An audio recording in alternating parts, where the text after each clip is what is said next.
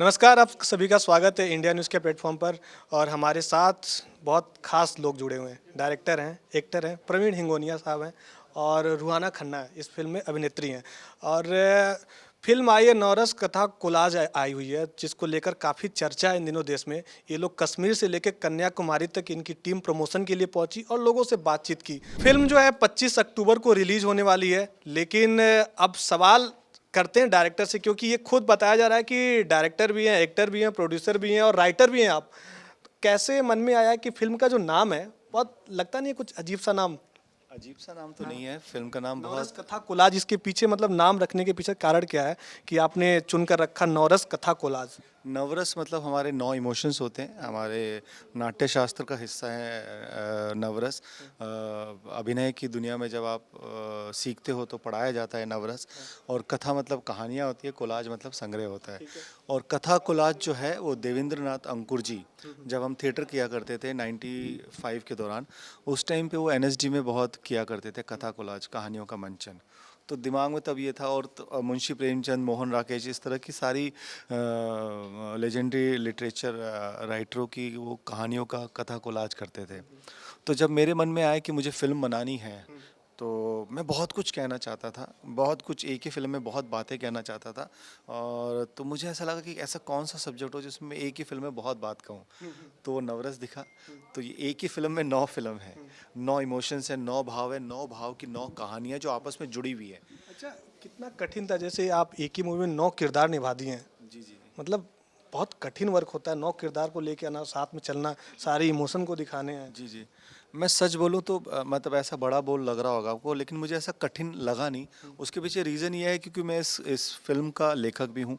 मैंने स्टोरी लिखी है, स्क्रीन पे लिखा है, डायलॉग लिखा है और पूरा स्क्रिप्ट को मतलब पूरा जिया है। तो जब लिखने के दौरान ही आप है ना बहुत सारे कैरेक्टर की डिटेल में जाते हैं, दुनिया बना रहे होते हैं, परिवार बना रहे होते हैं। तो वो उस वक्त वो जो प्रोसेस था लिखने का, उसमें मैं बहुत डिटेल में गया।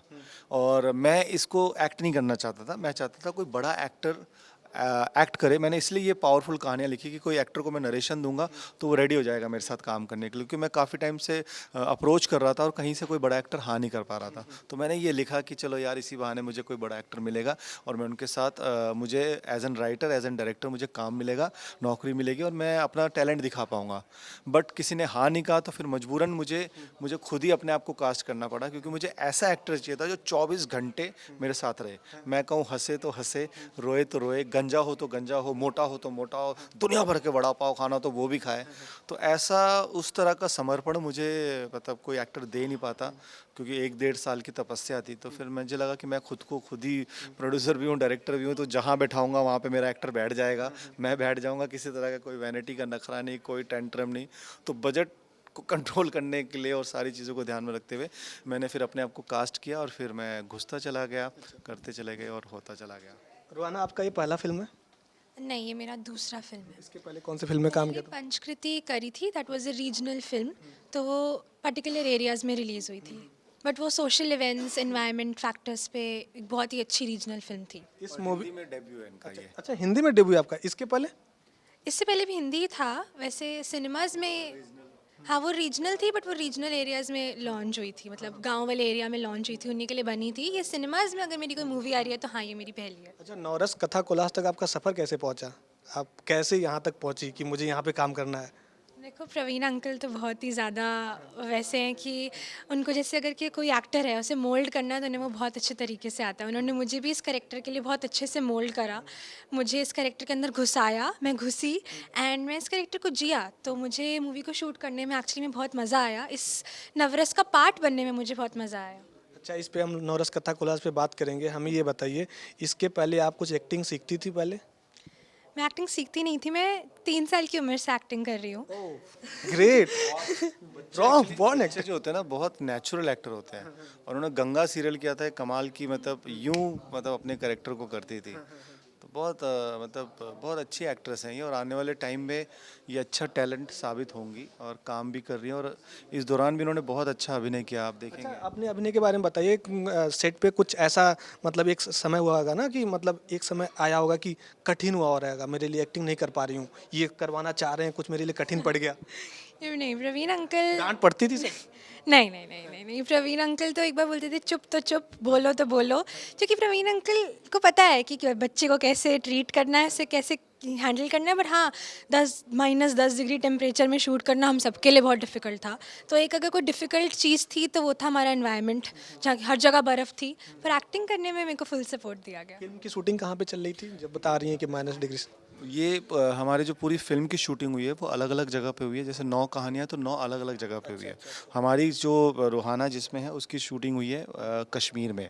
और दिसंबर का टाइम था, -10 डिग्री था।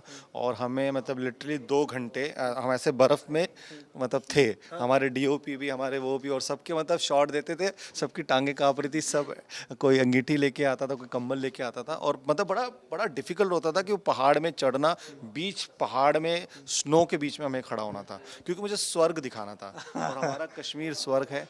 तो वहाँ पे इन बच्चों ने, मतलब रूहाना ने, और भी जो मेरे बाकी एक्टर है, रोहित, भुवनेश, ईशान, उन सब ने भी मतलब बिल्कुल ही कोऑपरेटिव होते हुए मतलब वो किया। तो और उसी तरह से अलग अलग जगह पे हमने, जैसे वीर रस की कहानी है, वीर रस की कहानी हमने पंजाब में शूट की। भगत सिंह जी के ऊपर है वो। तो भगत सिंह जी के घर पर जाके हमने शूट की, तो उनको शहादत दी हमने। और फिर अद्भुत रस की कहानी हमारी ताजमहल के ऊपर है, क्योंकि अद्भुत मतलब वंडर हमारा ताजमहल है, तो वो दिखाना मैंडेटरी था अगर नवरस की बात हो रही है। तो हमने वहाँ किया, दिल्ली में किया। ऐसे मतलब 9 इमोशंस की रोला कोस्टर राइड के साथ साथ ये 9 विजुअल राइड्स भी है, जो आपको पूरा भारत देखने को मिलेगा। और मुझे शिकायत थी कि मेरा भारत मिस हो रहा है। कहीं ना हम अपने भारत को मिस कर रहे हैं। हमारे भारत में कितना वो है। अब जब हम 9 कहानी की बात कर रहे हैं, नवरस की बात कर रहे हैं, तो एज एन डायरेक्टर मतलब ये गद्दारी होगी कि अगर मैं 9 हमारा भारत के कोने कोने जो शान माना जाता है, जो स्वर्ग कहा जाता है कश्मीर, जो पंजाब हमारे सरसों का खेत, वीरता की निशानी, या ताजमहल, इनको ना दिखाऊं। तो इस तरह हमने सब जगह पे शूट किया। रुहाना, ये बताइए, अभी जैसे कि आजकल के रिलेशनशिप बहुत जल्दी ख़त्म हो जाते हैं। तलाक एक शब्द आ चुका है जो हर कोई तलाक ले रहा है। पहले बहुत कम सुनने को मिलता था, और आज के दौर में लोग जल्दी से शादी करते हैं, तलाक ले लेते हैं। क्या लगता है आजकल के बच्चे शादी करने से पहले कुछ समझते हैं चीज़ों को, कि बस शादी करना रहता है उन्हें? देखिए, जैसे जब डिवोर्स होता है, हमारी मूवी में भी बोला गया है कि जब डिवोर्स होता है तो वो सिर्फ पति पत्नी का नहीं होता, बच्चों और माँ बाप का भी होता है। सबकी साइकोलॉजी पे बहुत इफ़ेक्ट पड़ता है। तो हाँ, ये है कि पुराने ज़माने में हम कभी डिवोर्स नहीं सुनते थे कि उनका डिवोर्स हो गया, क्योंकि हाँ, प्रवीण अंकल ने बहुत बार समझाया है कि वो एक दूसरे की बात समझते थे, वो सुनते थे, और मैटर को क्लियर करना उनका होता था कि हाँ ठीक है, हम क्लियर करेंगे, हम इसको बातचीत से सॉल्व करेंगे। पर अभी बहुत फास्ट लाइफ हो चुकी है, तो अभी सबको है कि हाँ ठीक है, नहीं है, नहीं है। तो सबको ख़त्म करने के, अगर नहीं हो रहा तो चलो ख़त्म करते हैं, किसी को समझने का वो नहीं है। तो हाँ, ये है कि डिवोर्स तो अब एक बहुत ज़्यादा कॉमन चीज़ बन चुकी है। किसी को नहीं कंपैटिबिलिटी हो रही तो वो डिवोर्स कर लेते हैं।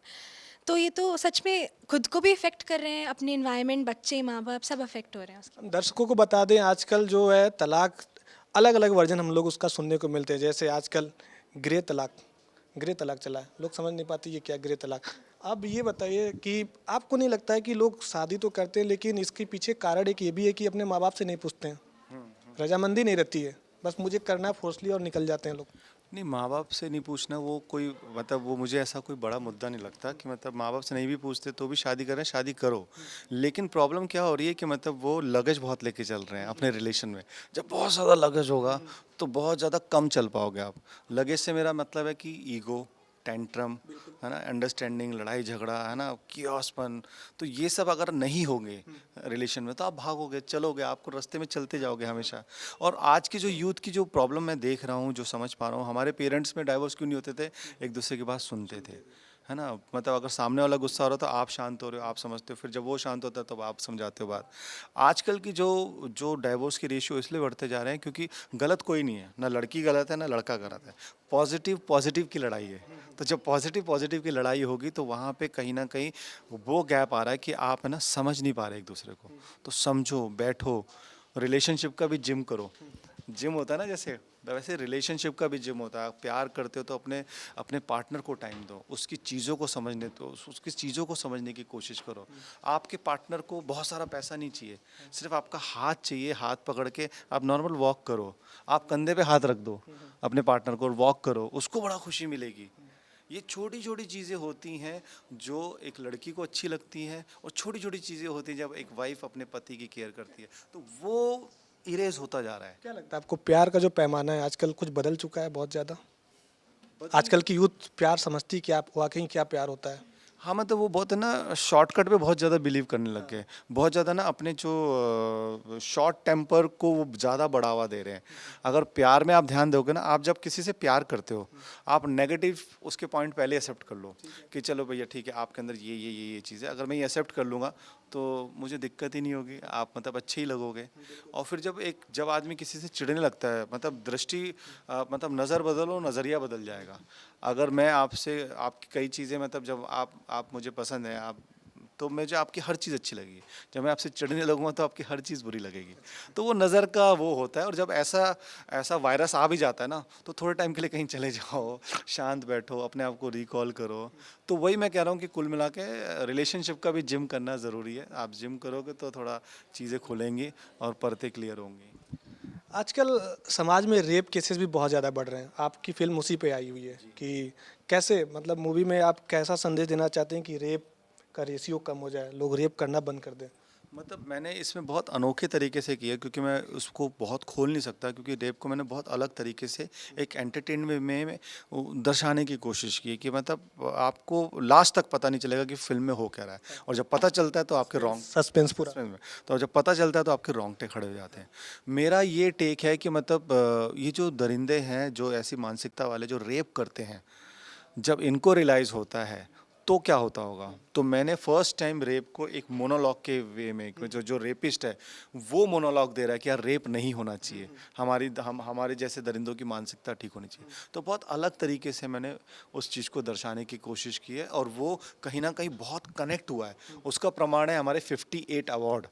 हमने जो एक साल फेस्टिवल रन किया, बहुत जगह गए हम लोग, देश विदेश सब जगह हमें अवार्ड मैं मिले। आपको रोकना चाहता हूँ। मैं जब मूवी के बारे में पढ़ रहा था तो सबसे पहले आया कि रिलीज से पहले ही 58 अवार्ड्स आप लेके चुके हैं। जी जी जी। ये कैसे हो गया भाई साहब? 58 अवार्ड आप ऐसे ले जा रहे हैं, नेशनल इंटरनेशनल अवार्ड? जी जी जी। ये एक तरीके का मतलब जैसे हम जैसे इंडिपेंडेंट फिल्म मेकर है, अभी हमारे पास वैसे तो बहुत ज़्यादा सपोर्ट होती नहीं कि हम अपनी फिल्मों को, अपने काम को कैसे दिखाएं।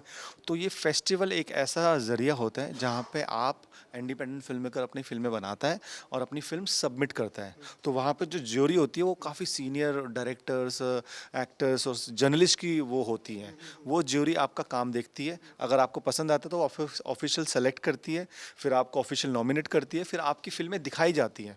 एक कंपटीशन होता है ना, उस कंपटीशन में 5-6 दिन आपकी फिल्में दिखाई जाती है और लोगों को पसंद आती है तो फिर आपको अवार्ड भी मिलता है। तो इसी तरह से हमारी देश विदेश में हमारी फिल्में दिखाई गई। रिसेंटली हमें अमेरिका 7 समंदर पार बॉस्टन में बेस्ट सोशल फिल्म का अवार्ड मिला। वाह वाह। हमारी रेप की, डोमेस्टिक वायलेंस और डाइवोर्स की कहानियाँ देख के वहाँ की फॉरेनर रोई है। क्योंकि देखिए भाव तो सेम ही है ना। आप लोग जरूर देखिए इसे। जी, भाव तो सेम ही है ना। रेप तो वहाँ पे भी होते हैं, तो एकदम से, और सिनेमा की कोई लैंग्वेज नहीं होती, वो एकदम से ऐसे कनेक्ट हुआ है। वो तो सबटाइटल पढ़ पढ़ के वो लोग दे रहे हैं और हमें बेस्ट सोशल फिल्म का अवार्ड मिला, आप सोचिए। तो ये हमारे देश की जीत है। अच्छा रुहाना, ये बताइए आजकल जैसे दुष्कर्म बहुत ज़्यादा हो रहा है, रेप केसेस बढ़ रहे हैं, कुछ लोग ये बोलते हैं लड़कियां छोटे कपड़े पहन लेती हैं इससे हो जाता है। आप इस एंगल को कैसे देखती हैं और क्या बताना चाहती हैं कि रेप कैसे कम हो? बिल्कुल आपने सही कहा कि जैसे ब्लेम लड़कियों पे ही डाल दिया जाता है कि उसका रेप हुआ है, वही छोटे कपड़े पहन के घूम रही होगी। लेकिन फिर लोग इस चीज़ को एक्सप्लेन नहीं कर पाते कि एक बूढ़ी औरत का रेप कैसे हो गया। वो तो साड़ी में थी, वो तो पूरे ढके कपड़ों में थी। एक छोटी सी बच्ची जो अभी पैदा हुई है उसका कैसे रेप कर दिया। तो इसे एक्सप्लेन करने के लिए हम किस पे ब्लेम डाल सकते हैं? हमने तो लड़की पे ब्लेम डाल दिया। तो ये इम्पॉर्टेंट है कि हम लड़कों, लड़कियां, आसपास के हर एक बंदे को एजुकेट करें इस चीज़ पे लेके कि रेप सिर्फ एक कारण की वजह से नहीं हो रहा है, सिर्फ उस छोटे कपड़े के चक्कर में नहीं हो रहा है। रेप और भी बहुत चीज़ है जिसकी वजह से रेप हो रहा है। तो हमें इस अवेयरनेस को, जो हमारी मूवी पूरे वर्ल्ड में हम लोग ने इतना अवेयर करा है लोगों को कि रेप नहीं होना चाहिए, और जब रेप होता है तो बंदी की लाइफ पे कैसा इम्पैक्ट करता है, ये बहुत इंपॉर्टेंट है समझना। तो हमारी मूवी ने ये मैसेज सबको दिया है। 25 अक्टूबर को हम पूरे सिनेमाज में दे रहे हैं ये मैसेज। तो अच्छा, इस पूरे मूवी में आपको कहाँ एक पार्ट जो है बहुत अच्छा दिल को छू गया? मुझे पहली कहानी बहुत अच्छी लगी, जो श्रृंगार रस की कहानी है वो बहुत अच्छी लगी। मैं स्टोरी तो डिस्क्लोज नहीं करूँगी, बट मैं अपना पर्सनली बोल रही हूँ, that is my favourite story.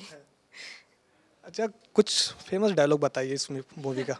Movie के मतलब 3-4 डायलॉग बहुत इंटरेस्टिंग है। जैसे मतलब शांत रस का है, ओ यार, ओ पिंकी यार, मैं हूँ नहीं यार, तो ये एक बड़ा काफ़ी लोगों को पसंद आ रहा है।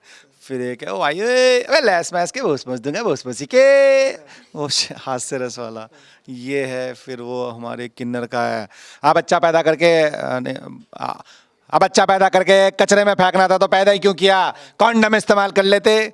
ये ऐसे कुछ कुछ डायलॉग लोगों को बहुत पसंद आ रहे हैं जी। तो देखिए अभी मतलब पूरी चीज़ें नहीं बताया जा रहा है क्योंकि कब रिलीज हो रही है आपकी मूवी? 25 अक्टूबर। 25 अक्टूबर को आप लोग जरूर जाइए और देखिए। अभी तो थोड़ा सा इन्होंने बताया जिसमें बहुत मज़ा आ रहा है, लेकिन 25 अक्टूबर को जब देखा जाएगा तब तो और मज़ा आएगा क्योंकि ये मूवी बहुत ज़्यादा वाहवाही लूट रही है, अवार्ड्स इतने सारे जीत चुके हैं। तो इंतजार है 25 अक्टूबर का और अपने नज़दीकी सिनेमाघरों में ज़रूर जाइए और 25 अक्टूबर को इस मूवी को ज़रूर देखिए। आप लोग बने रहिए इंडिया न्यूज़ के साथ।